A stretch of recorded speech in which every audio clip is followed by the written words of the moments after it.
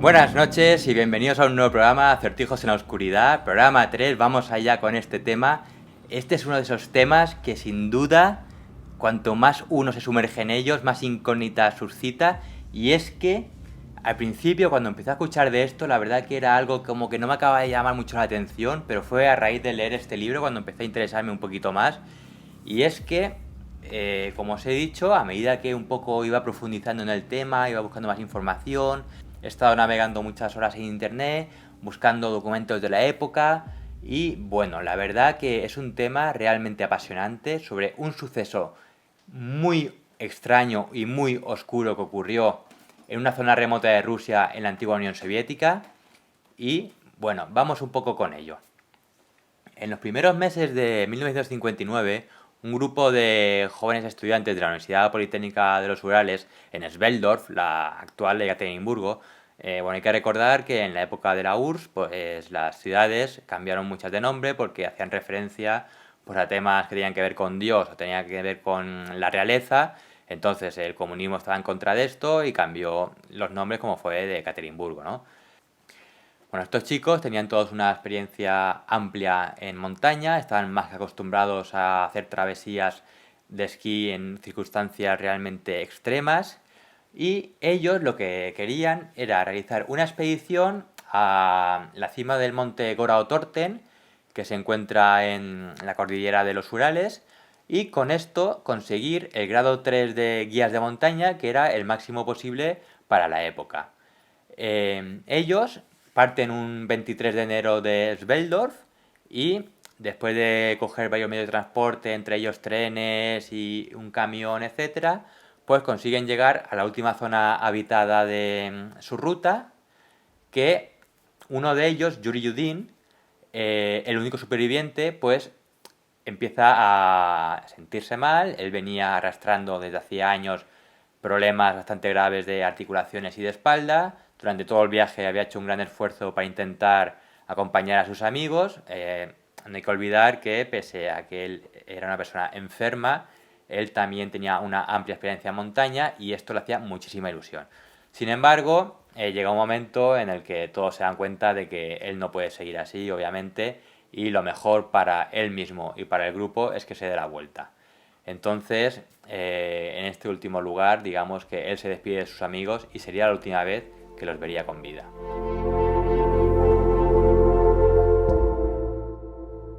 Su aventura les lleva hasta, por alguna serie de circunstancias que están aún por clarificar, se desvían de su ruta y en vez de ir hacia la montaña Gora-Otorten, que por cierto, en la lengua local de una tribu local que se llama los Mansi, significa nunca vayas allí, ellos se desvían unos 10 kilómetros de esta montaña y acaban en la ladera de otra montaña que se llama Holachal, que en el idioma Mansi significa también la montaña de la muerte o la montaña de los muertos, ya que he escuchado los dos términos.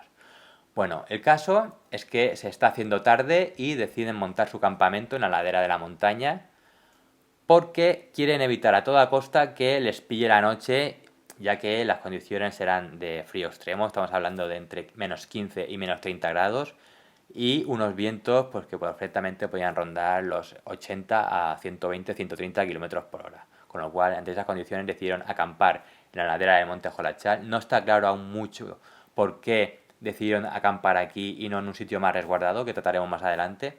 El caso es que esa sería la última vez que verían la luz del sol.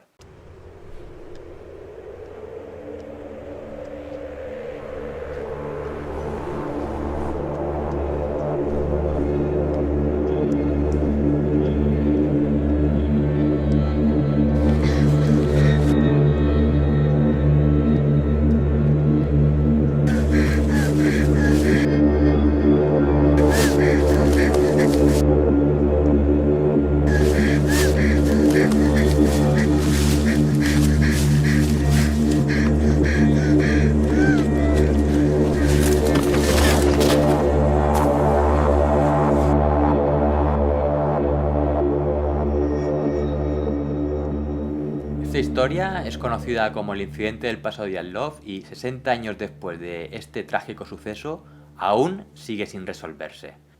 La recuperación de sus enseres personales, el hallazgo de la tienda de campaña y el revelado de las películas fotográficas que llevaban en sus cámaras ayudaron a rescatadores e investigadores a recomponer un poco cómo fueron los hechos de aquella trágica noche. Al parecer, lo primero que encontraron fue la tienda de campaña.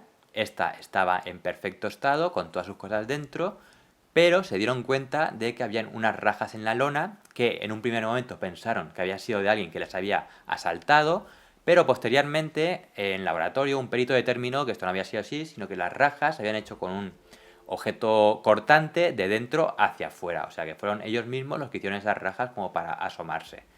También se vio que habían unas huellas que descendían por la ladera. Esas huellas habían sido de un grupo de personas que habían caminado descalzos, ladera abajo, y se perdían 500 metros más allá, en una zona, digamos, bastante boscosa.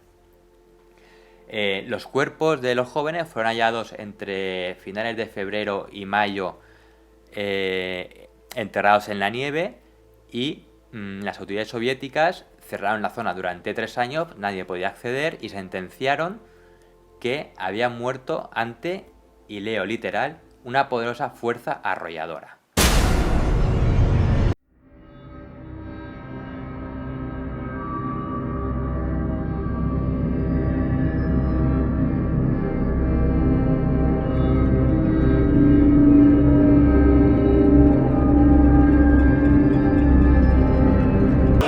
Creo que no hay mejor forma de comenzar con este tema que conociendo un poco los integrantes del grupo.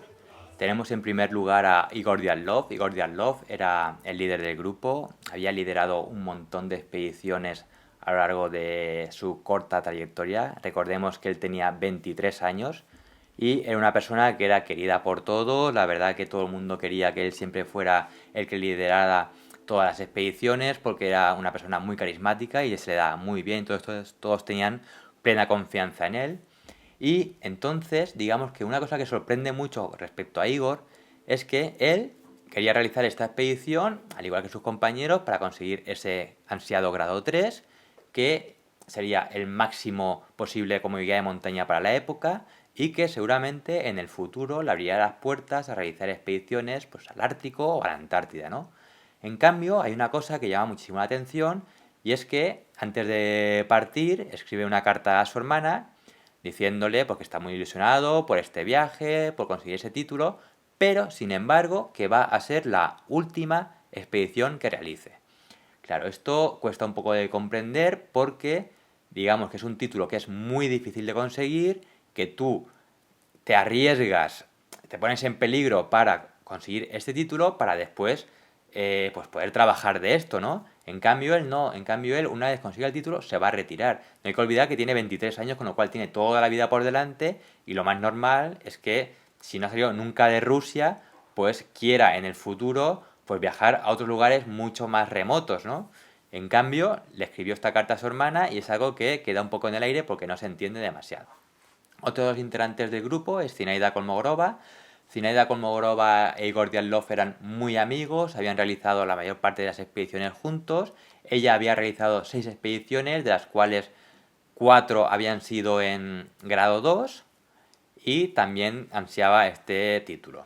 Ella, digamos que tenía una relación con Yuri Doroshenko, habían sido novios en el pasado, hasta el punto de que ella le había presentado sus padres a él, ¿no? En cambio, pues algo había ocurrido, ya no estaban juntos, porque ella le escribe también una carta a una amiga suya diciéndole que, bueno, se acaba de enterar pues que Yuri Doroshenko pues se va a incorporar con ellos a la expedición y ella está un poco desubicada porque no sabe cómo tomarse esta noticia, ya que por un lado siente que están juntos, pero por otro lado siente que no están juntos. Entonces es una situación un poco incómoda. Hay otra cosa también que se descubrió más tarde y es que en el diario de Igor Diatlov se encontró una pequeña foto de Zinaida. Se sabe que no estaban juntos, sino que eran muy amigos, pero ahí cabe un poco la sospecha de si podían tener algún tipo de relación a escondidas, ¿no? Otro de los integrantes del grupo era Yuri Kremisenko. Krivonischenko era el mejor amigo de Igor, juntos habían realizado prácticamente la totalidad de las expediciones en alta montaña y en travesía de nieve que habían realizado o que llevaban a sus espaldas. Y bueno, este personaje es particularmente interesante porque pese a su juventud había logrado entrar a trabajar en las labores de limpieza de uno de los mayores desastres nucleares de la historia. Uno que además es muy poco conocido, por lo menos lo es para los occidentales. Estamos hablando de Chelyabinsk 40 y es que este es el segundo en envergadura más importante después de Chernóbil. El caso es que, pese a tener 22 años, este chico logró entrar a trabajar ahí y fue una de las razones, por lo visto, por las que se encontró después radioactividad en su ropa. Bueno, de verdad que el caso de Krivonischenko es realmente extraño, ya que esta central nuclear se encontraba, digamos, en una ciudad prohibida. Allí la población civil no podía acceder de ninguna manera, era una zona, digamos, secreta y más en una época totalmente de censura, ¿no?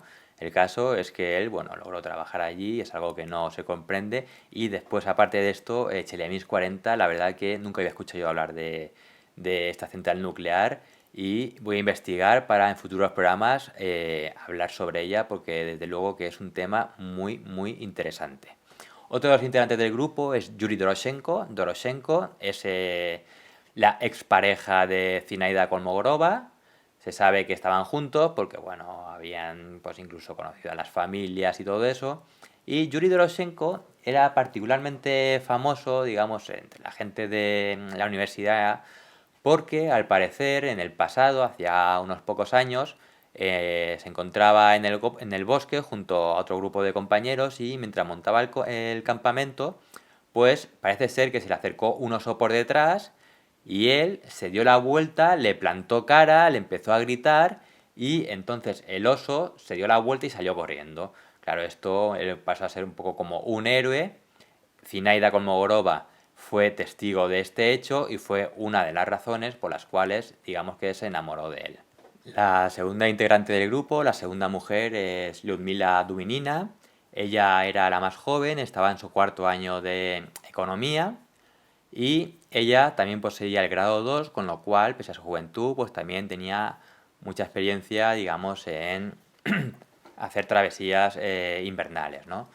Ella era particularmente conocida porque tuvo la mala suerte que en una de estas expediciones, pues digamos que unos cazadores le hirieron en una pierna de un balazo. Bueno, esto pues fue muy desafortunado, pero en lugar de poner freno a su carrera, digamos, en la montaña, pues no hizo más que envalentonarla y pues se lanzó aquí a alcanzar ese grado 3. Alexander Kolevatov, otro de los integrantes del grupo de Diatlov, bueno, este sin duda es uno de los que tiene uno de los pasados más difíciles. Él era estudiante de física nuclear y bueno, cuando él era pequeño, pues su padre, digamos que tenía una buena posición social, era una especie de encargado de finanzas y fue destinado a trabajar en un gulag, uno de estos campos de trabajos forzados de la antigua Unión Soviética. Y bueno, allí pues gozaban de una buena salud económica, que digamos, hasta que desgraciadamente su padre falleció y entonces digamos que la familia perdió rápidamente escalafón social, ¿no?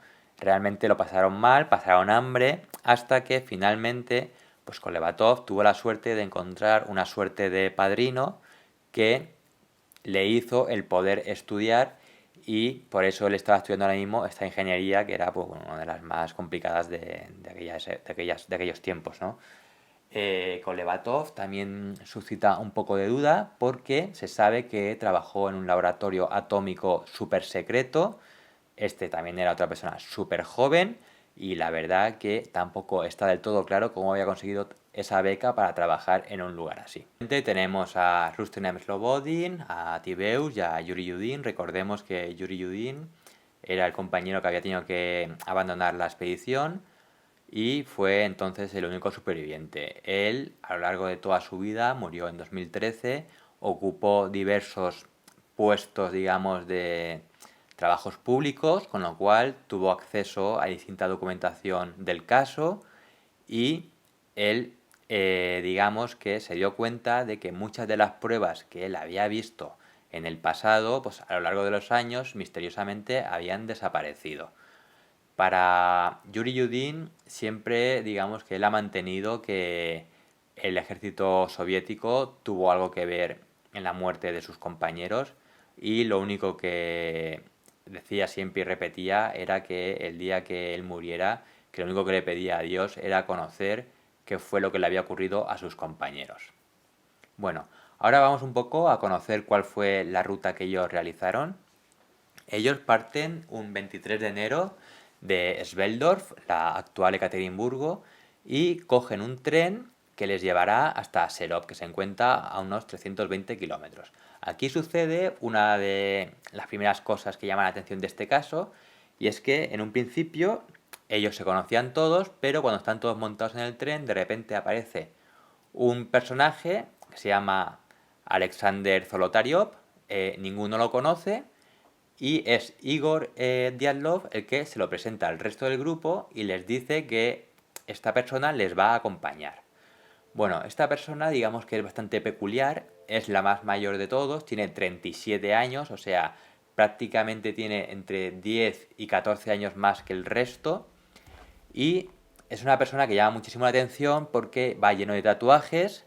Esto para la época en la población civil no era nada normal, solamente se veía en los militares. Y es que al parecer Zolotaryov había participado en la Segunda Guerra Mundial, incluso había sido condecorado 3 veces y sin embargo no se tenía constancia de que hubiera sufrido ningún rasguño. Con lo cual, digamos que la historia de su pasado es un poco, como poco extraña, ¿no? El caso es que, bueno, él dice tener pues una amplia experiencia en montaña también, él es guía de alta montaña, con lo cual, pues digamos que el resto de los compañeros pues lo ven como una ayuda más y la verdad que están todos pues muy contentos con su presencia. El caso es que, bueno, ellos viajan de noche en un tren litera hasta Serov y llegan allí al día siguiente de madrugada. Como aún es de noche y no hay nada que hacer, la ciudad está a oscuras y está durmiendo aún, pues un poco empiezan a caminar por las calles solitarias y llegan hasta una escuela de primaria. Allí pues ven que hay gente que está trabajando, imagino que preparando las cosas para el día siguiente, y les piden si sería posible pues que les dejaran descansar en las instalaciones, en el polideportivo o en los vestuarios o algún sitio de estos, y que a cambio ellos pues por la mañana pues le darían una pequeña charla pues a los chavales, ¿no? Claro, las personas que estaban allí cuidando del centro y tal, pues estaban muy contentas con esa opción. Entonces les dejan allí descansar y por la mañana, pues bueno, cuando empiezan los niños en el colegio y tal, ellos se presentan, le dicen que son estudiantes de la universidad, que les encanta la montaña, que están ahora mismo de viaje y que van a realizar una expedición a un lugar súper peligroso y muy remoto. Claro, imaginar estos niños que no estaban acostumbrados a encontrarse con gente así, pues estaban encantadísimos mientras ellos les iban enseñando pues los piolets, el equipaje que tenían para recordarse del frío, la tienda de campaña. Bueno, pues la verdad que pasaron allí unas horas geniales. Entonces, a eso de la media tarde, pues el grupo pues abandona Serov, que era una ciudad que se dedicaba sobre todo al acero y a los metales, y cogen un tranvía que les llevará hacia su siguiente destino, que es Izdel. Digamos que Izdel es conocida porque alojaba un antiguo campo de prisioneros que durante la época que ocurrió el incidente del paso de Diatlov aún seguía en activo. Era una ciudad un tanto oscura y digamos que el grupo no se acaba de encontrar a gusto del todo en este sitio. El caso es que el 25 de enero el grupo consigue un autobús por cierto muy de la época soviética, que les llevará hasta Visey. Es un pueblo dedicado a la tala de árboles. Allí se encuentran con otro grupo de excursionistas, que se trata del grupo Blinov. Comparten allí pues unas cuantas horas con ellos, un poco contándose cada uno qué es lo que va a hacer, y finalmente se separan. El grupo de Diatlov consigue un medio de transporte que es viajar digamos, en la parte de atrás de un camión a la intemperie, y viajan así durante varias horas hasta llegar al sector 41. Esto ocurre el 26 de enero y el sector 41 es un lugar ya poco a poco, como veis, nos vamos introduciendo cada vez más y más en las zonas más rurales de Rusia, cada vez nos acercamos a zonas más remotas, los pueblos cada vez van desapareciendo y esto ya es un sitio que es un campamento donde hay cabañas en el bosque que vive la gente solamente para trabajar como leñadores. Llegan allí el grupo ya en unas condiciones un poco deplorables porque imaginaros viajar en la parte de atrás de un camión en pleno invierno y al aire libre, ¿no? Pues claro, aquí es un poco donde se empieza a ver cómo Yuri Yudin cada vez está más resentido, cada vez habla menos, porque lleva, digamos que, un dolor interno pues que se hace cada vez más insoportable. El caso es que llegan hasta el sector 41, ahí son muy bien recibidos por todo el grupo de trabajadores, consiguen que les alojen en las tiendas, digamos en las cabañas con ellos y pasan la noche allí. Al día siguiente, estamos ya el 27 de enero, uno de los trabajadores, que es Slavinav Velikavichus, es una persona que digamos que va a viajar hasta una especie de enclave geológico abandonado que hay porque va a tratar de recoger allí unas tuberías para después traérselas al sector 41 de nuevo. Entonces, en ese trayecto los va a acompañar. Esta persona es un lituano que por cierto es expresidiario, aunque bueno, el caso es que él le cayó muy bien al grupo y le trataban con mucho cariño. Vilikavichus pues viajaba en su caballo y el resto del grupo de Diatlov pues viajaba a bordo de sus esquís durante una travesía que duró 25 kilómetros ya en plena montaña. Ellos iban avanzando penosamente sobre el lecho del río, que en algunos momentos la nieve dejaba paso casi al agua porque estaba medio fundida, entonces hacía el camino aún mucho más complicado. Esta travesía prácticamente pues les llevó todo el día entero y fue al llegar finalmente al enclave geológico cuando Yuri Yudin, pues digamos un poco a petición del grupo y él mismo sabía que no era posible, pues decide abandonar la expedición muy a su pesar y al día siguiente él se vuelve con Vilikavichus y es la última vez que vuelve a ver a sus amigos con vida. Entonces Yuri Yudin abandona el enclave geológico y a sus amigos junto a Slavinav y regresa, digamos, a la civilización. Ellos, en cambio, continúan con su expedición y durante los siguientes días, pues continúan caminando, digamos, por la montaña, haciendo travesías de esquí de fondo y por las noches montan un campamento. Ellos tienen una tienda de campaña grande y bien preparada para alojarse todos dentro e incluso todas las noches digamos que montan una especie de hornillo o estufa que les sirve para calentarse, hasta tal punto que daba tanto calor que se peleaban para ver quién dormía junto al hornillo, llegando incluso en algunas fotografías a verse cómo alguno de ellos ha quemado la ropa de dormir cerca.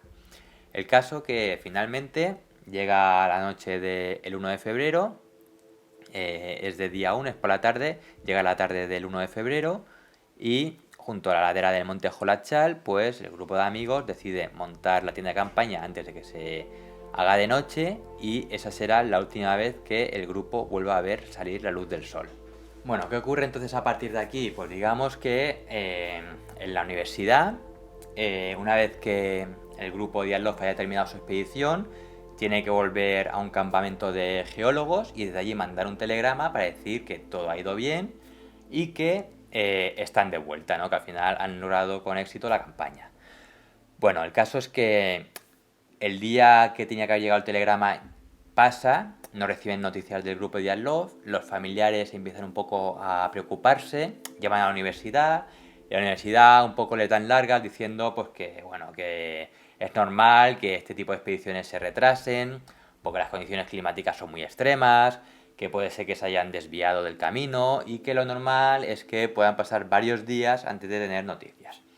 El caso es que los días siguen pasando, los familiares cada vez se van impacientando más y finalmente llega un día en el cual Yuri Yudin vuelve tan tranquilo a la universidad, claro, allí todo el mundo se sorprende al verlo porque él no tendría que estar allí, Y él, pues también se sorprende un poco de ver pues todo el revuelo que ha causado, ¿no? Le dicen que hace él ahí, y él dice que bueno, que él tuvo que abandonar la expedición porque se encontraba enfermo y que no había ido a la universidad durante todos estos días porque había decidido, ya que tenía unos días libres, ir a visitar a su familia y después ya tranquilamente reincorporarse, digamos, a los estudios, ¿no? Él, pues tampoco le da mayor importancia a que sus amigos aún no hayan dado señales de vida, porque un poco, digamos, que los conoce bien, ¿no? Y sabe que es fácil porque se hayan podido despistar o que se hayan retrasado o cualquier cosa.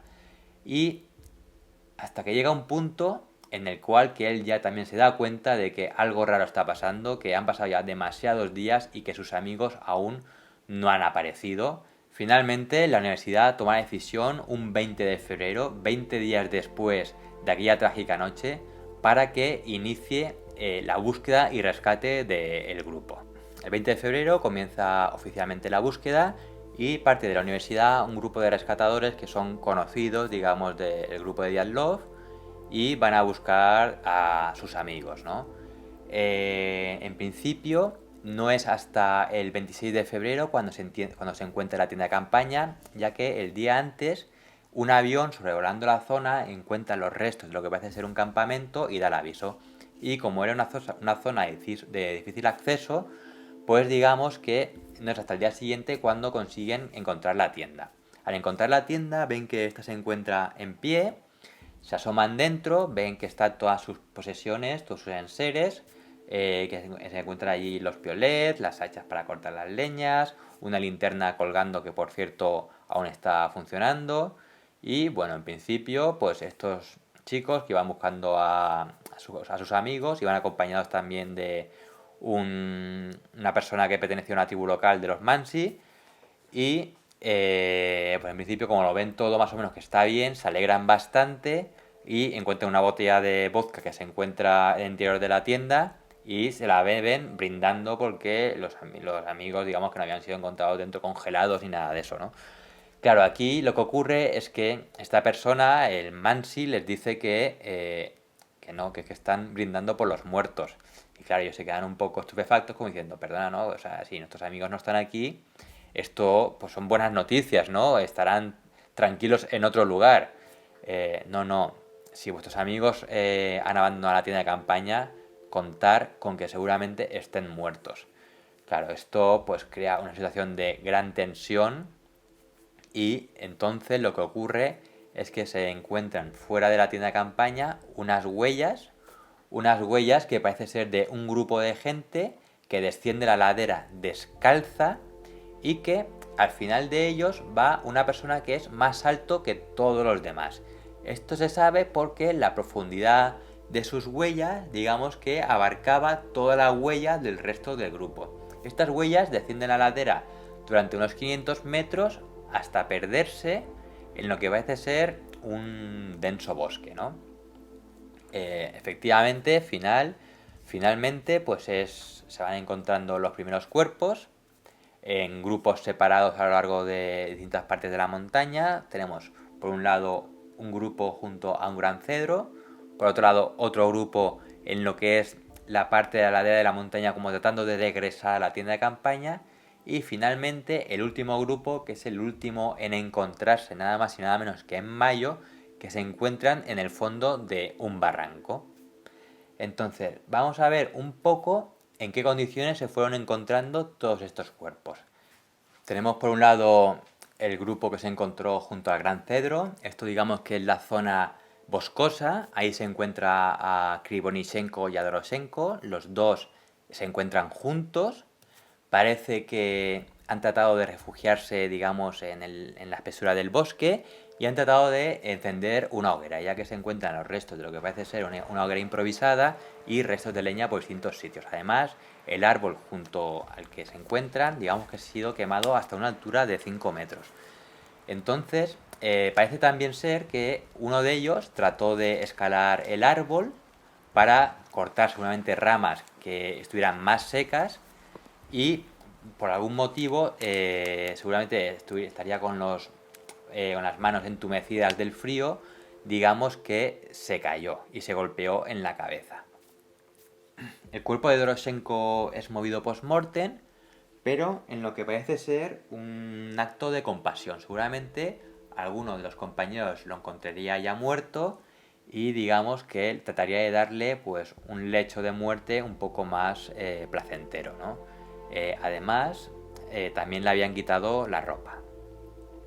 Por otro lado, Krivonishenko está boca arriba y le falta carne en la boca y en los ojos, como si ésta hubiera sido devorada. Además, también tiene un fuerte golpe en la cabeza y los dos tienen la ropa quemada, como si tratando un poco de calentarse hubieran metido directamente los brazos dentro de la hoguera y se les hubiera quemado la ropa e incluso la carne.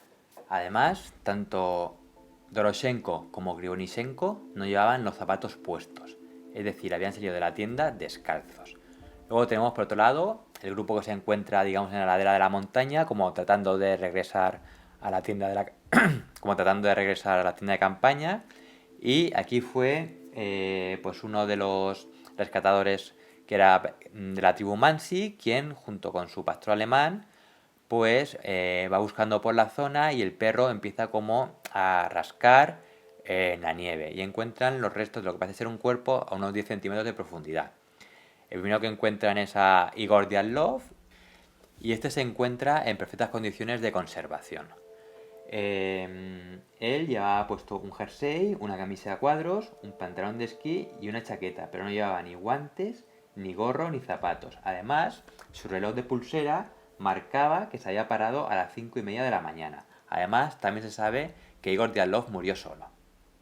La autopsia reveló que tenía abrasiones y roces en las mejillas, manos y piernas, algunos muy interesantes como una serie de cortes profundos a la altura de los gemelos. El siguiente compañero que se encuentra es Rusten Lobodin y se observa que tiene una fractura de cráneo que se podría haber producido con un objeto contundente. Los arañazos en la cara además decían que parecía como que mientras caminaba se tropezaba, caía y se golpeaba con un lado de la cara, se golpeaba con el otro, se volvía a levantar y se volvía a tropezar de la misma manera, algo que realmente sorprendió a los investigadores porque carecía de todo sentido. Su cuerpo fue hallado el 5 de marzo por Kalem, boca abajo, y enterrado a poca profundidad, con el puño cerrado apoyado contra el pecho. Llevaba bastante abrigo, pero tampoco llevaba los zapatos puestos. Y aún así, sí que se vio que tenía el gorro puesto, con lo cual, una de las teorías que decía que habían vientos huracanados, pues digamos que no acaba de sostenerse. Al parecer, pues tenía una hemorragia interna. Hasta el momento, todos ellos se dictaminó que habían muerto por hipotermia. Y finalmente, el último que se encuentra en esta parte de la montaña es Zinaida Kolmogorova. Fue en este caso el lugarteniente Morserey, quien acompañado por su perra pues encuentra el cuerpo. Esta está tumbada sobre el lado derecho y tiene los brazos pegados al cuerpo. Ella sí que lleva ropa puesta de invierno, pero tampoco lleva los zapatos puestos. La autopsia reveló que tiene hinchazón en un ojo, cortes y abrasiones en caras y manos y parece que se le ha desprendido un trozo de carne de la nariz. Algo bastante curioso teniendo en cuenta que hasta el momento todos estos cuerpos que habían sido encontrados aproximadamente un mes después de su desaparición estaban en perfectas condiciones de conservación, ya que las temperaturas allí oscilaban alrededor de los 30 grados bajo cero. Al parecer, ella fue la última en fallecer, ya que su cuerpo, digamos que fue el que se encontró más cerca de la tienda, como que parecía que trataba de regresar a la tienda en busca de refugio. Y finalmente tenemos el grupo que se encontró en el barranco. Este grupo no se encontró hasta mayo y es que estaban enterrados bajo 4 metros de nieve. Es el 3 de mayo cuando otra vez Krylov encuentra unas ramas extrañas en un barranco próximo al cedro en el que se encontró a Krivonishenko y Doroshenko. Comienzan los sondeos. Allí fue un grupo de voluntarios con unas sondas en mano tratando de sondear toda la superficie de la ladera en busca de objetos metálicos que pudieran llevar los integrantes del grupo. Y entonces es ahí cuando de repente empiezan a excavar en la nieve y y empiezan a aparecer algunas prendas de ropa que parece que hayan sido cortadas o desgarradas. Son 2 días de excavación en las que no paran de aparecer prendas de ropa, pero que curiosamente digamos que no están unidas a ningún cuerpo, sino que la ropa está suelta. Al final aparecen 4 cuerpos y tenemos por un lado a Luzmila Dubinina, que se encuentra arrodillada sobre un arroyo, tiene la cabeza apoyada sobre la corriente y su cuerpo se encuentra en estado de semidescomposición, con la nariz desaparecida y múltiples fracturas en las 9 costillas que le habían producido una extensa lesión torácica que además le había desgarrado el corazón. Le faltaban los glóbulos oculares y era la única de todo el grupo a la que le faltaba la lengua. Además, aquí ocurre una cosa muy curiosa, y es que según los forenses se encontró alrededor de 150 gramos de sangre en su estómago, que solamente tendrían explicación en el caso de que cuando a ella se le cortó la lengua, seguía viva. Entonces esto un poco hace que se tambalee la teoría de que como estaba en semi-estado de descomposición, pues parecía como que era lógico, ¿no?, que la carne más los tejidos blandos es lo primero que desaparece. Pero se contradice un poco con el informe forense, el cual dice que cuando se le cortó la lengua, pues ella seguía viva. Sin duda, y según los investigadores, ella fue la que más sufrió de todos. Otra de las cosas que también llama muchísimo la atención es que la radiación que se encontró en la ropa del grupo del barranco de potasio 40 pues duplicaba los niveles encontrados en la naturaleza. Además, no solamente esto, sino que como estuvieron enterrados bajo la nieve durante casi 4 meses, seguramente los niveles de radiación en el principio serían mucho mayores. Lo que pasa es que como se sabe que Krivonischenko trabajó en las labores de limpieza de una central nuclear, pues parece ser que al utilizar después ellos la ropa de él, pues como que se contaminaron, ¿no? Lo que pasa es que yo lo que no acabo de comprender mucho aquí es por qué Krivonischenko llevaba la ropa que utilizaba para limpiar la central nuclear, al no ser que fuera la propia radiación de su cuerpo la que lo contaminaba todo, cosa pues que no acabo de comprender, porque en principio se encontró, digamos que radiación en su ropa. Después tenemos a Tibeux, que fue encontrado con un fuerte golpe en la cabeza, que le provocó fractura en el cráneo y una hemorragia interna. Un gran abrasamiento en el bíceps y la carne de la cara había desaparecido. Él y Zolotariev iban bien vestidos, lo que sugiere que estaban fuera de la tienda cuando todo ocurrió. Y es que ellos eran las únicas 2 personas de todo el grupo que llevaban los zapatos puestos y llevaban, digamos, una ropa adecuada para resistir esas condiciones extremas de 30 grados bajo cero en plena Siberia. Los golpes en la cabeza eran muy fuertes y seguramente quedó inconsciente a causa de un derrame cerebral. Las heridas que se encontraron a Tibeux pues parecen indicar como que había sido como de una pelea, ¿no? Porque se encontró restos de piel, digamos, en su cara y en sus nudillos. Entonces aquí es un poco, parecía que se había peleado con alguien y ese alguien le había golpeado con un objeto contundente en la cabeza, lo que había hecho que se muriera. Y tenemos después a Kolevatov, que fue encontrado abrazado junto a Zolotariev, como si los dos trataran un poco de mantener ese calor corporal, ¿no? Tenía el cuello deformado y esto también llamó mucho la atención en la época, ya que parecía como que había recibido un golpe que le había roto el cuello y es lo que le había matado. Este tipo de golpes era muy típico de las fuerzas especiales soviéticas. Entonces aquí se especuló mucho sobre si podía haber sido el propio ejército el que los hubiera matado. Y finalmente tenemos a Zolotaryov, que se encontró también junto a Kolevatov. Zolotaryov no tenía los ojos, tenía las cuencas de los ojos vacías, tenía un hueco en el cráneo en el que se le veía el hueso de 7 centímetros por 6 centímetros. Él también lleva la ropa adecuada y calzado puesto, además de 2 gorros, con lo cual se sabe que él desde luego no murió de frío. Además, no solamente esto, sino que se presentó que sus heridas y las de Dubinina, digamos que presentaban un patrón idéntico. Y esto era también un poco difícil de, digamos, explicar, porque era una persona de 37 años, un hombre de 37 años y una niña de 21 años, las cuales tenían el mismo patrón de heridas, como si estos se hubieran realizado, digamos, con la misma fuerza. tenían las costillas rotas, tenían las cuencas de los ojos vacías. Entonces es un poco que esto no se logró explicar muy bien. El caso es que los forenses dictaminaron que lo que parecía es que hubieran recibido como el impacto de un automóvil. Era el tipo de heridas que se asemejaba mucho a este tipo de accidentes o también a una explosión. Digamos, cuando te da la onda expansiva, crearía también este tipo de heridas, ¿no? Otra cosa también muy interesante es que a Zolotaryov se le encontró colgando del cuello una cámara de fotos que, por cierto, cuando Yuri Yudin le llamaron para examinar los objetos personales de todos, le llamó muchísimo la atención que esa cámara de fotos no la había visto nunca. Es como si Zolotaryov llevara una cámara de fotos que era con la que hacía sus fotos normales y corrientes, y después llevara esta otra que era como de mejor calidad y nadie la había visto. El caso es que cuando se trató de revelar la película, todas las fotografías estaban veladas.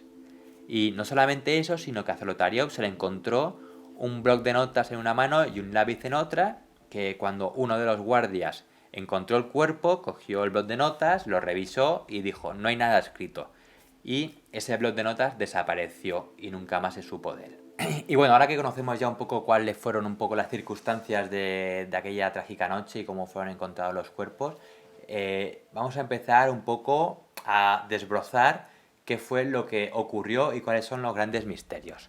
Y empezamos por la tienda de campaña. Bueno, la tienda de campaña tendríamos dos grandes ramas. Una, la razón por la que la abandonaron, y dos, cuando encontraron la tienda de campaña.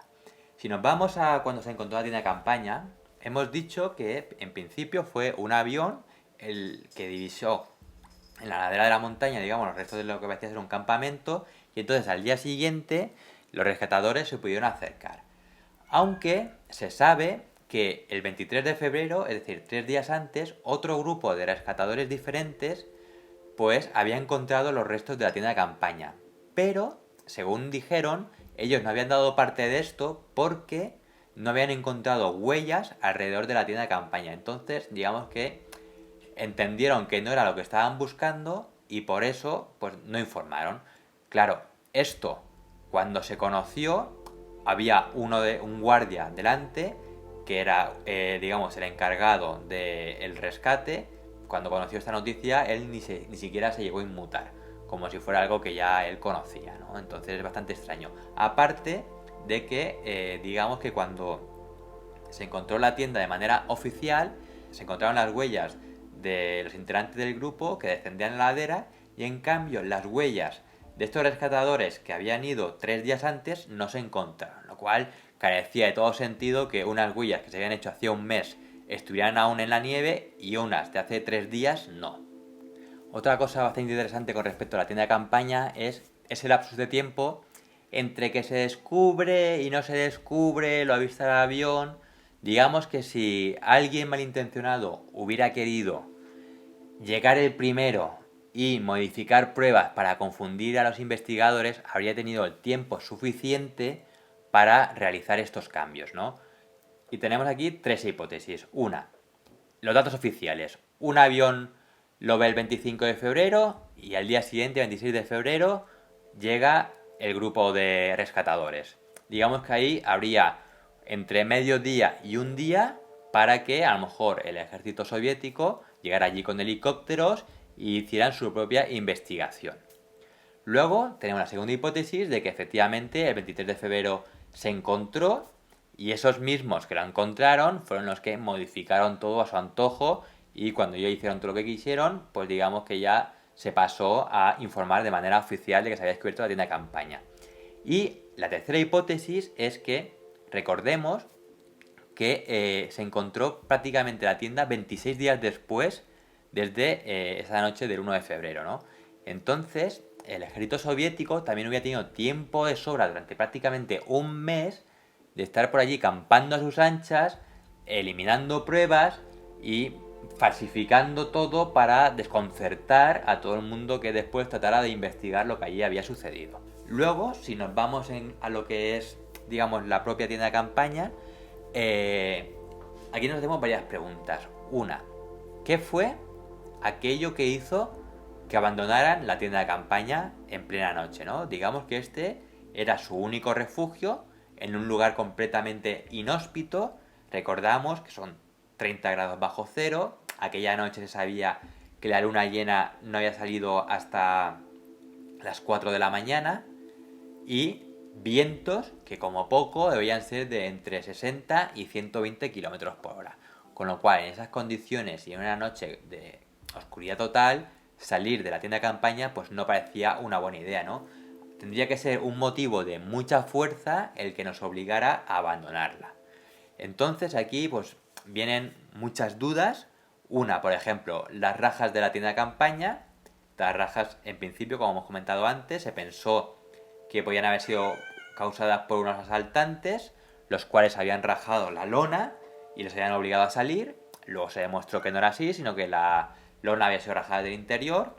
El perito demostró que se habían realizado distintas incisiones desde el interior con un objeto cortante, digamos que trataban de atravesar la lona y rajar hacia abajo, pero como era una tela muy gorda, pues no lo conseguían.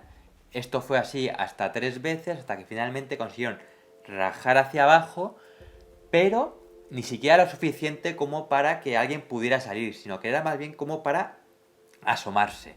Entonces, claro, esto tampoco tiene mucho sentido, porque ¿por qué razón iba alguien a rajar, digamos, el único refugio que tiene, ¿no? Y más sabiendo que delante tenemos una entrada de la tienda de campaña que se ha especulado mucho sobre si era de cremallera o era de botones.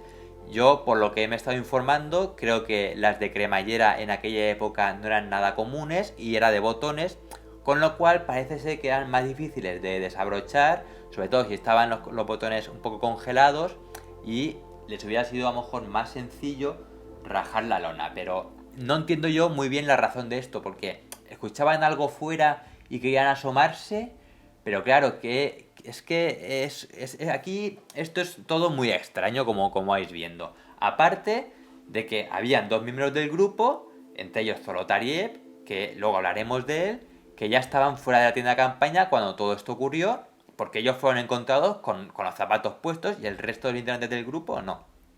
Entonces, imaginemos que ocurre algún tipo de catástrofe natural que les obliga a salir corriendo de la tienda de campaña, ¿no?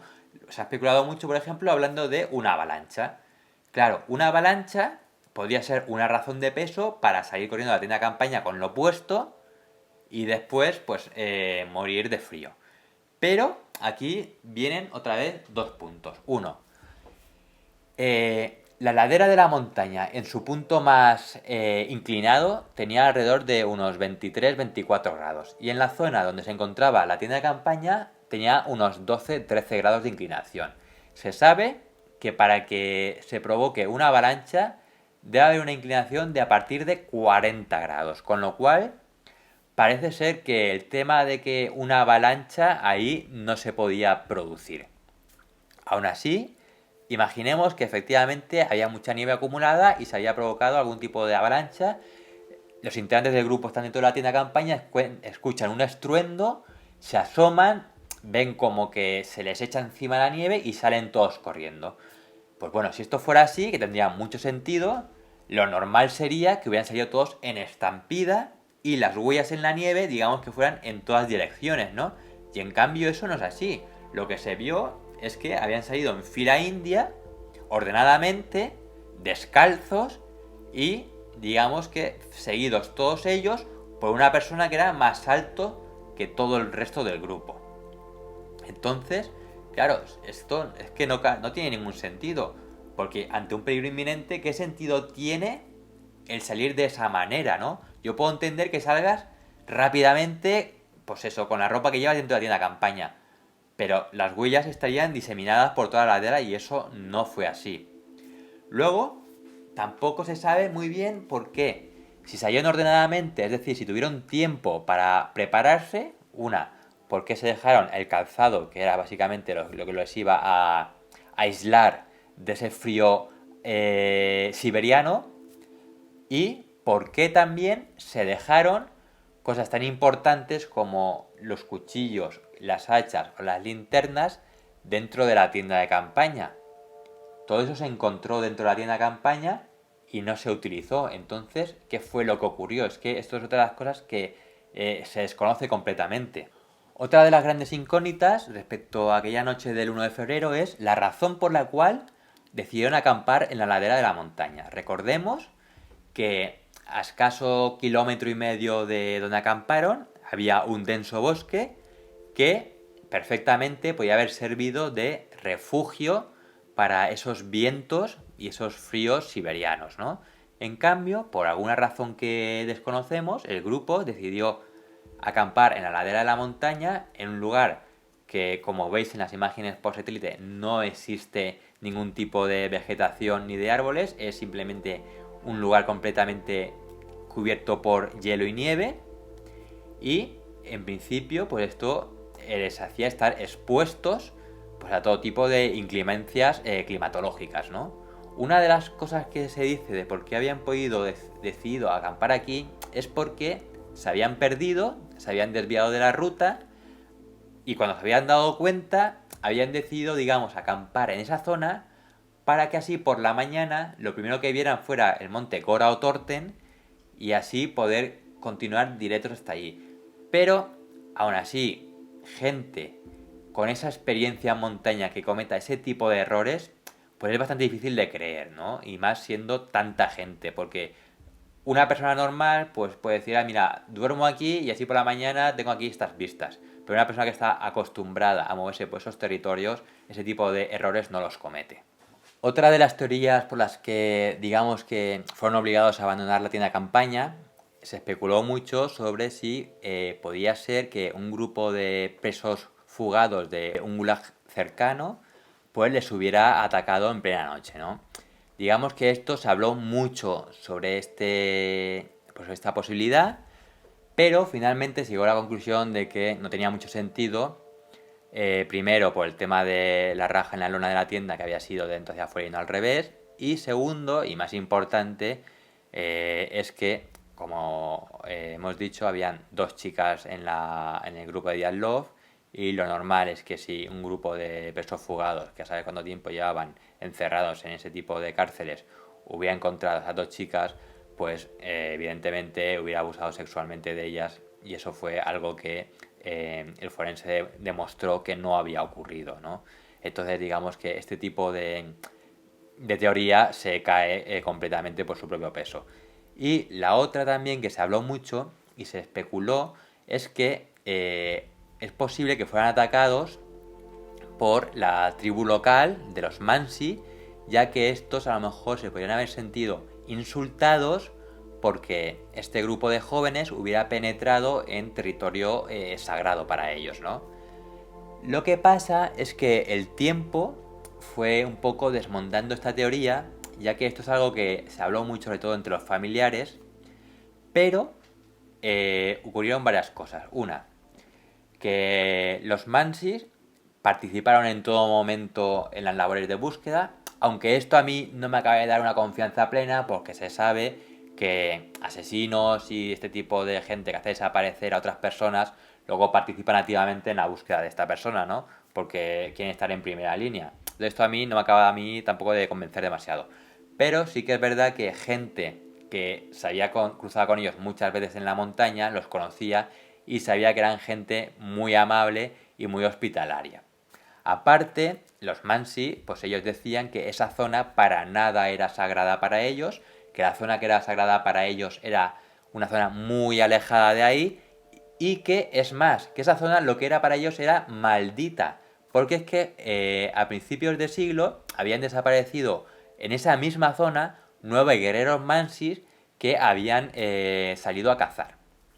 Todo el tema este de los Mansis viene porque a coalición de... Cuando se fueron encontrando los diarios del grupo, pues se hablaba mucho de los Mansis, ¿no? Porque mientras ellos realizaban la travesía, pues digamos que encontraban muchas marcas de cazadores en los árboles, como indicando aquí hay caza, aquí ya no hay caza, símbolos un poco que solamente entienden entre ellos, que son bastante típicos pues en este tipo de zonas remotas, también ocurre mucho en Norteamérica, ¿no? Que sirven un poco símbolos para orientarse ellos. Entonces se habla mucho en los diarios de los Mansi, y además una de las expresiones que se repite mucho es Mansi, Mansi, Mansi. Este nombre se repite mucho en nuestra expedición. Pero bueno, esto finalmente quedó totalmente descartado, y yo el tema de que fuera la tribu tampoco lo acabo de ver del todo claro. Porque luego otra de las cosas también que no acaban de encajar mucho en esta historia es el por qué se desviaron tanto de su ruta, ¿no? Hay que recordar que ellos, digamos que habían solicitado los permisos para realizar esta travesía en la universidad, habían pedido que se les prestara todo el material de montaña que necesitaban para realizar esta expedición, y que a la vuelta, digamos que ellos tenían que justificar que habían realizado todo lo que habían dicho que iban a hacer para así lograr obtener este título de grado 3, ¿no? Entonces, ellos, se sabe que en sus diarios iban anotando día a día todo lo que iban haciendo, iban tomando fotografías e iban dejando constancia de su travesía para después presentarlo como pruebas, ¿no? Entonces, digamos que la ruta que ellos hicieron finalmente, pues era una ruta que era muy conocida por los cazadores Mansi, que no era la que habían dicho que iban a hacer, y lo que iba a ocurrir cuando volvían a la universidad es que les iban a decir, no, mira, esta ruta no es la que tú me has dicho que ibas a hacer, entonces yo no te puedo convalidar este título de grado 3 porque esta ruta es más sencilla o no cumple todas las expectativas que me habías prometido, ¿no? Entonces esto pues es un poco que aquí no se sabe muy bien cuál fue el error o si fue algo intencionado.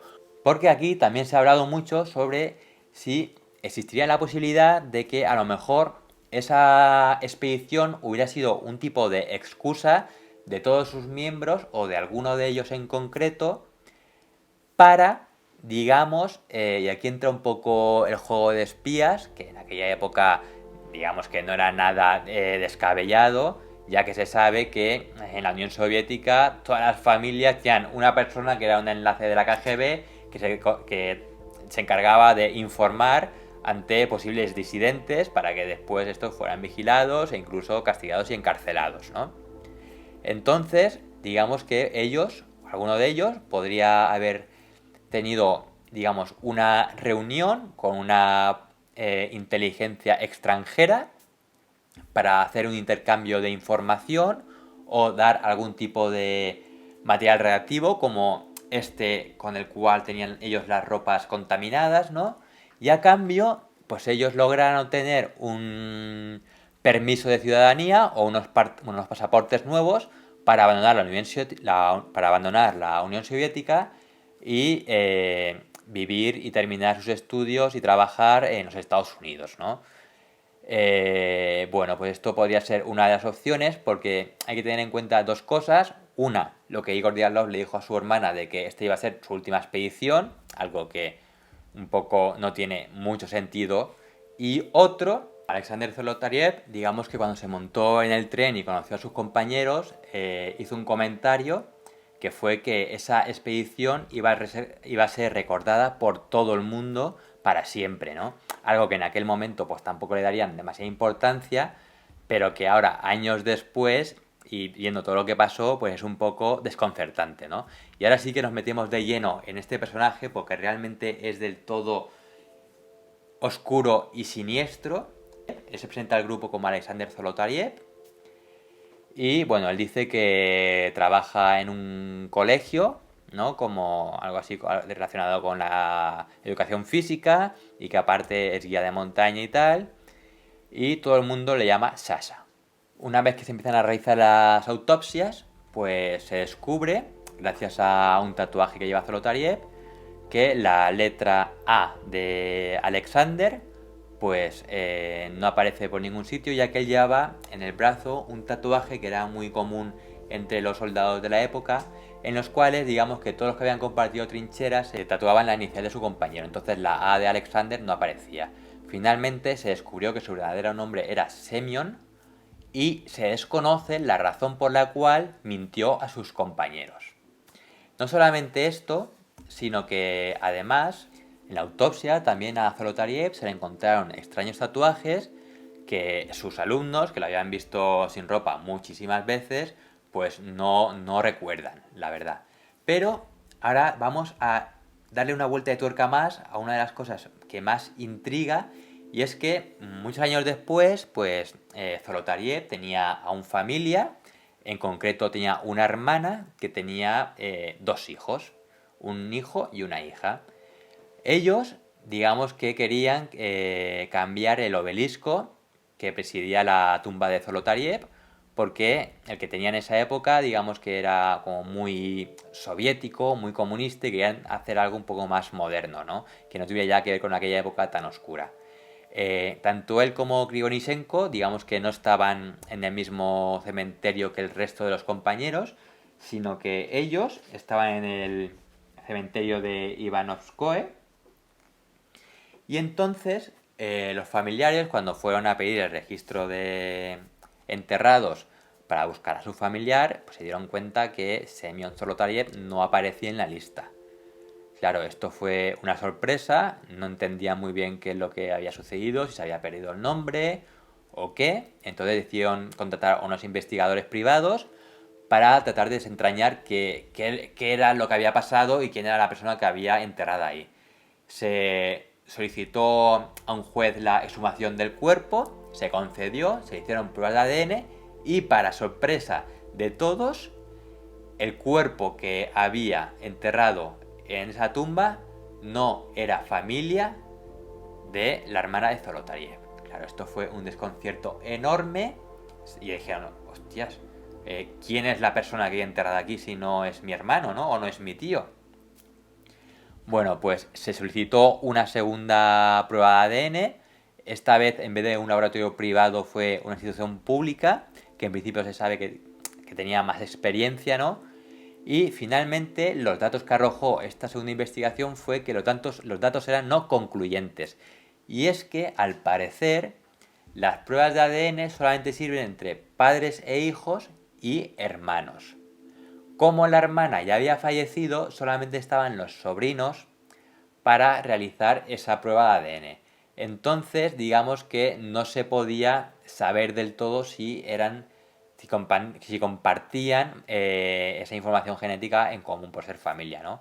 Entonces, digamos que eso es un dato que no está del todo claro. Luego, otra de las cosas que llama mucho la atención sobre Zolotaryov es la razón por la cual él, en el momento de abandonar la tienda de campaña, y más sabiendo que él a lo mejor ya estaba fuera porque iba con todo el calzado puesto, pues llevaba puesta alrededor del cuello una cámara fotográfica que, además, Yuri Yudin dijo que esa cámara no la había visto nunca, ¿no? Es como si quisiera dejar constancia de algo que estaba ocurriendo. Además, él fue uno de los peor parados junto con Lyudmila, ya que fue uno de los que se le extrajeron las cuencas de los ojos y además se le rompieron todas las costillas. Aparte de, como ya hemos comentado antes, el blog de notas en el que él escribió sus últimas palabras porque lo tenía en la mano, digamos que desapareció. Esa prueba no se ha vuelto a encontrar nunca más. Y es que aquí hay cosas que llaman bastante la atención con respecto al grupo, y es que una de las cosas que se pregunta mucha gente es ¿por qué llevaban todo ese material fotográfico para un tipo de expedición en la cual se sabe que estos aparatos pueden sufrir mucho, ¿no? Por la humedad, por los golpes, etcétera?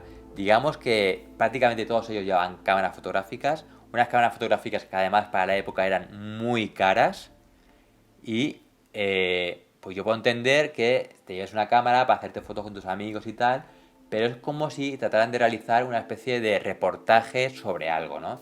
Y es que una de las cosas también que se ha especulado es que había una base militar secreta cercana. Entonces, a lo mejor esta expedición había sido un poco la excusa y lo que querían era realizar una labor como de espionaje para así después conseguir la ciudadanía, ¿no? En un país extranjero que seguramente sería Estados Unidos. Fueron descubiertos y fueron eliminados. Pero claro, esto tampoco acaba de encajar demasiado porque hubiera sido muy sencillo para el ejército soviético haberlos matado, ametrallándolos básicamente o ejecutándolos con un disparo en la cabeza y finalmente habiendo hecho desaparecer los cuerpos.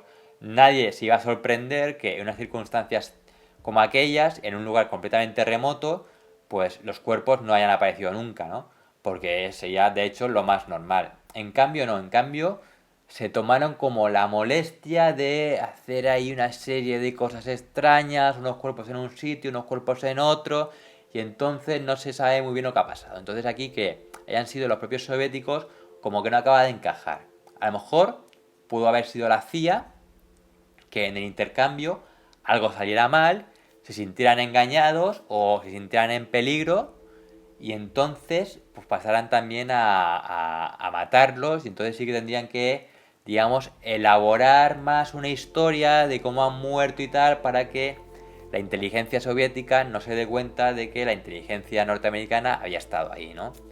Pero aún así lo veo todo como demasiado rocambolesco. Que bueno, al final el tema de que fueran algunos de ellos enlace de la KGB o de la CIA, pues digamos que no es ninguna tontería, ya que tenemos por un lado varios sospechosos. Tenemos Igor Diatlov, que es el encargado de presentar al resto del grupo a Zolotariev, con lo cual él podía haber sido un enlace y el propio Zolotariev había sido un espía de la KGB.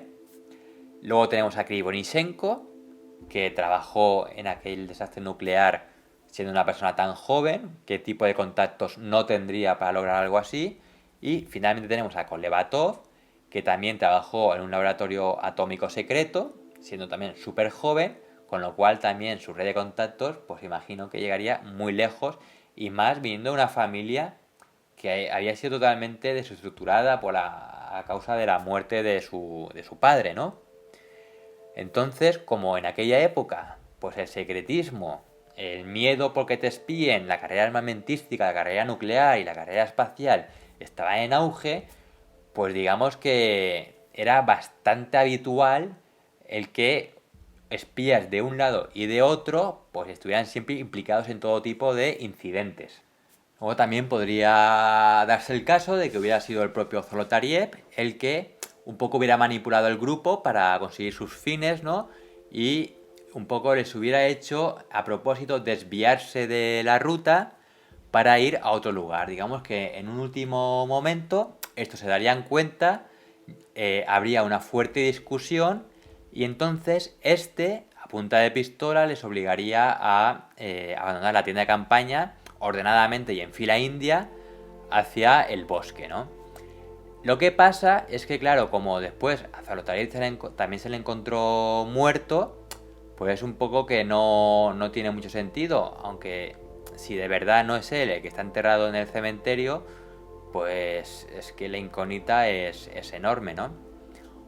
Otra de las razones también que se habló mucho sobre la posibilidad por la cual habían abandonado la tienda de campaña es que se estuvieran realizando en la zona unas pruebas armamentísticas. Se lanzaran una serie de cohetes que, mientras ellos descansaban tranquilamente en la tienda de campaña, les asustaran de tal manera que salieran de la tienda y luego, con la oscuridad y el viento, no fueran capaces de volver y entonces uno a uno fueran muriendo de hipotermia como fuera el caso, ¿no? ¿Qué es lo que pasa con esto? Esto se sabe que fue así un poco el tema de las luces, porque otro grupo de excursionistas que estaban en otra zona de la montaña, digamos un poco alejados de ellos, afirman que aquella noche se vieron una serie de extrañas luces naranjas en el cielo.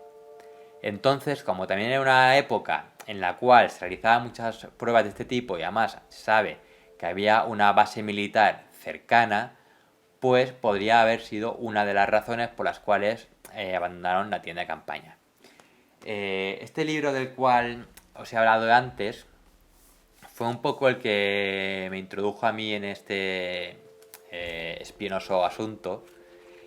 Este libro, digamos que es un norteamericano, Donnie Eckhart, que pues no sé cómo exactamente empieza a interesarse por el caso y se empieza, digamos, a obsesionar hasta tal punto que decide viajar a Rusia y quiere realizar el mismo camino exacto que realizaron los integrantes del grupo de Diatlov. Él allí pues tiene la oportunidad de entrevistarse con Yuri Yudin, que ya es una persona bastante mayor. Él le da distintos puntos de vista, sigue empeñado en que el ejército soviético tuvo algo que ver con la muerte de sus compañeros Y bueno, él va realizando básicamente todo el camino y finalmente llega hasta el lugar donde ocurrieron todos los hechos, evalúa un poco las circunstancias en que pudieron ocurrir las cosas y llega a la conclusión de que la avalancha era algo que no era del todo posible, porque no tenía mucho sentido por el tema propio de la inclinación de la ladera. Y él en cambio sí que cree pues que, por ejemplo, los cuerpos que se encontraron en el barranco tenían esa serie de golpes porque se cayeron por la ladera y se golpearon contra unas rocas. Aunque claro, que Dubinina y Zolotariev, teniendo constituciones tan diferentes, tengan el mismo tipo de herida exactamente, es difícil de explicar, la verdad. El caso de Doroshenko y Krivonisenko junto a Gran Cedro y la hoguera sí que se podría explicar de cierta manera, y el del resto que trata de volver a la tienda de campaña, digamos que como es de noche y la luna no salió hasta las 4 de la mañana, en plena oscuridad, pues digamos que estaban completamente perdidos y fueron muriendo uno a uno agotados y de frío, pues bueno. Pero, sin embargo, no logra explicar tampoco el por qué abandonaron la tienda de campaña, que para mí es que es la gran incógnita, porque es que es su único lugar de refugio. Cuando él vuelve a Norteamérica, pues se pone en contacto con un laboratorio que trata de investigar los fenómenos asociados a los infrasonidos, ¿no? Allí, pues les comenta un poco el caso, le manda fotografías del sitio y le dicen que podría ser que una serie de formaciones rocosas que se encuentran en esa montaña, con vientos que soplaran de tal manera y crear una serie de torbellinos, podrían provocar una serie de infrasonidos que sean totalmente insoportables para el grupo, que les pareciera que le estaban volviendo locos y que eso les hiciera abandonar la tienda de campaña y entonces después, cuando un poco recobraron la compostura, no fueran capaces de volver. Esto, sinceramente, este tipo de explicaciones científicas cogidas con pinzas, a mí es que me dan un poco de risa, la verdad, porque es que me parece todo demasiado hilado como para que fuera así después. Entonces, bueno, un poco cómo sucedió todo aquella noche. Digamos que ellos, fuera como fuese, abandonan la tienda de campaña y tratan de buscar refugio en el bosque, ¿no? Para un poco, digamos, tratar de sobrevivir esa noche. Entonces, tenemos a Doroshenko y Krivonisenko que tratan de encender una hoguera, van cortando leña. Por cierto, el cuchillo que se utilizó para cortar la leña nunca se ha encontrado. Krivonisenko escala el gran cedro buscando ramas más secas, las rompe, como poco a poco el frío va haciendo mella, pues se le entumecen las extremidades, entonces da un traspiés, se cae del árbol y se golpea en la cabeza, y Doroshenko, que también trata un poco de calentarse, que mete demasiado los brazos en la hoguera y entonces digamos que al final mueren los dos de hipotermia. El grupo que estaba junto con Diatlov, digamos que ellos de alguna manera se dan cuenta del error que han cometido por abandonar la tienda de campaña y entonces tratan de regresar a toda costa, pero está totalmente oscuro, no saben dónde está la tienda de campaña, el viento sopla con una fuerza extrema y no les deja avanzar y entonces poco a poco van desfalleciendo. Y luego tendríamos el grupo que se encuentra en el fondo del barranco, que serían los que más conciencia tuvieron de que podían morir de hipotermia.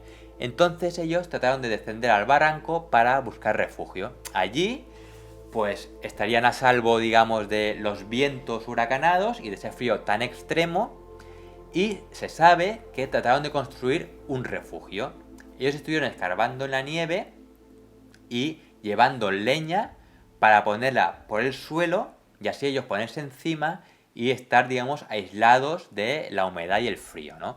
Esa leña, además, se sabe que fue traída de donde estaban Doroshenko y Krivonisenko, así como las ropas que le fueron quitadas y que las llevaba Zinaid, y que las llevaba Dubinina. Entonces, aquí no se sabe muy bien el por qué murieron, porque según los expertos, ese refugio les servía de sobra para sobrevivir. En cambio, todos los cuerpos fueron encontrados fuera del refugio, por no hablar también de los grandes golpes en cabeza, costillas, etcétera, que tenían todos, ¿no?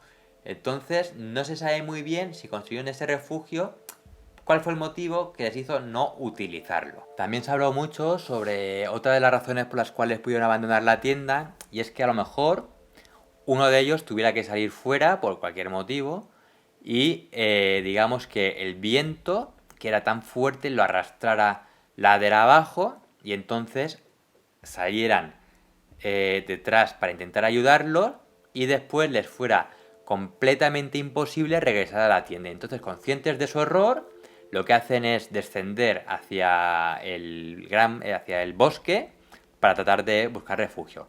Claro, esto a mí tampoco me acaba de cuadrar demasiado por el hecho de que no llevaban los zapatos puestos. Entonces, si yo estoy en una tienda de campaña y un compañero mío ha salido a hacer algo, se lo ha llevado al viento, y sale otro compañero y se lo lleva al viento, y así en varias ocasiones, recordemos que son un montón, yo, si soy el último, o no salgo, o si salgo, por lo menos me voy bien equipado.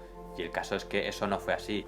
Y bueno, llegados a este punto, pues imagino que como a mí la cabeza realmente os ha explotado, no se comprende nada, el secretismo fue total, la ocultación de pruebas fue algo que era muy cotidiano.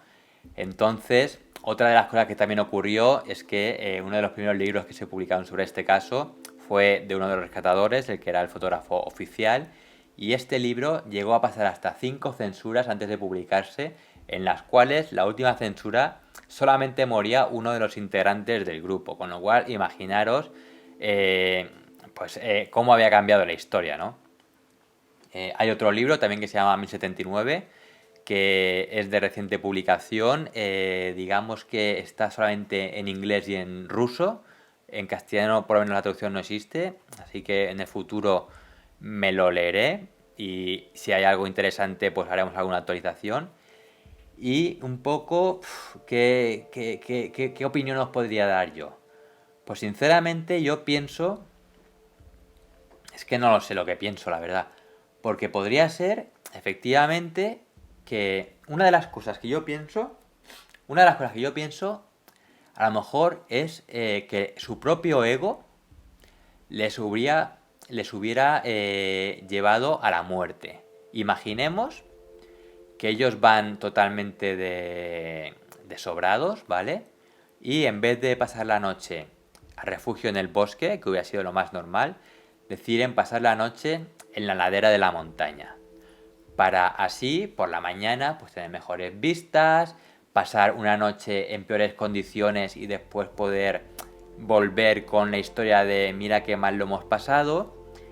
Y no solamente eso, sino que a lo mejor en plena noche, por algún motivo, estas son especulaciones que la verdad que las estoy diciendo y me parece un poco locura, pero bueno, podría ser que, imaginemos que en plena noche deciden salir a la tienda y realizar algún tipo de maniobra de supervivencia para ver qué tal se les da. Esta maniobra sale mal y entonces es cuando ocurre el desastre. Digamos que ellos estarían, digamos, en la tienda de campaña y dicen, bueno, vamos a salir fuera y vamos a tratar de montar un refugio que sería este del barranco y entonces vamos a pasar la noche ahí y vamos a ser auténticos supervivientes. Entonces ellos descienden hasta el bosque, pues eso van ordenadamente, dejan lo esencial ahí fuera. No acabo de entender por qué no llevan los zapatos, la verdad que esto es aquí un poco lo que me coge a mi teoría, ¿no? Pero digamos que ellos llegan al bosque, empiezan a cortar leña y todo eso, las cosas se empiezan a poner un poco más complicadas, discuten entre ellos, mientras tanto otros, digamos, que están montando el refugio en el barranco, entonces los que están con Igor Diatlov, digamos que se arrepienten, tratan de volver a la tienda de campaña y se dan cuenta que es imposible. Doroshenko y Krivonisenko tratan de encender una hoguera a toda costa y la hipotermia es tal ya que les hace meterse dentro del fuego directamente. Y después están los del barranco que están montando el refugio y tienen todos esos golpes mortales de necesidad que no sabría muy bien cómo explicaros, a no ser que fuera también un resbalón, pero es que no me lo acabo de creer. Entonces ahí sería un poco, estos serían los que no acabaría yo de explicar del todo bien, pero yo diría, es una de las teorías que a mí me gustaría aportar, que no es la que me gustaría que hubiera ocurrido, sinceramente, pues eso, que tratan de hacer una especie de maniobra de supervivencia, crear un refugio, conseguir leña, la cosa se desmadra, discuten entre ellos y empiezan poco a poco a morir uno detrás de otro. No lo sé, no lo sé. La verdad que entre todas las cosas que he leído, el que sea un ataque de el ejército, pues me parece un poco difícil. También se ha hablado incluso del Yeti, es un tema que no he llegado ni a tocar porque es que no hay por dónde cogerlo, la verdad. Luego también digamos que el tema de intentar sobrevivir en el bosque porque han tenido que abandonar la tienda por algún motivo y tal es perfectamente plausible. Lo que pasa es que nos acaba de explicar muy bien el por qué abandonan la tienda y por qué la abandonan descalzos. Sé que me estoy repitiendo, pero es que es la gran clave de este caso: abandonar la tienda en plena noche y abandonarla sin el equipo necesario. O sea, es que los zapatos es que es lo básico que se utiliza, ¿no? Pues no lo sé. Bueno, un poco esto es lo que ocurrió. Yo creo que esto es un caso que no se va a resolver nunca. De hecho, bueno, este caso ha salido a la luz recientemente porque la Rusia actual ha querido cerrar el caso ya para siempre porque es uno de los grandes casos de conspiración que ocurre en Europa del Este. Y al final, pues lo han abierto para acabar diciendo que murieron a causa de una avalancha y entonces murieron de frío, con lo cual digamos que lo que han hecho ha sido empeorar todas las cosas y han removido algo que ya estaba un poco como dormido, ¿no? Y entonces todo esto vuelve a salir a luz. Al final las maniobras que hacen los políticos no sabemos si lo hacen a propósito porque son tontos o quieren hacernos creer que son tontos y te enseño lo que quiero con esta mano y yo mientras con esta otra hago otras cosas. No lo sé. La verdad que es difícil de explicar. Es un caso realmente apasionante y difícil de explicar. ¿Y vosotros qué pensáis? Bueno, muchísimas gracias por haber aguantado hasta el final. La verdad que se ha hecho un vídeo bastante largo, pero es que el caso daba para esto y para más. Espero que os haya gustado y me encantaría que aportarais vuestras opiniones, vuestras teorías, para así un poco en el futuro volver a retomar este tema tan apasionante y ver qué hay de nuevo. Así que muchísimas gracias a todos por estar ahí y nos vemos en futuros programas.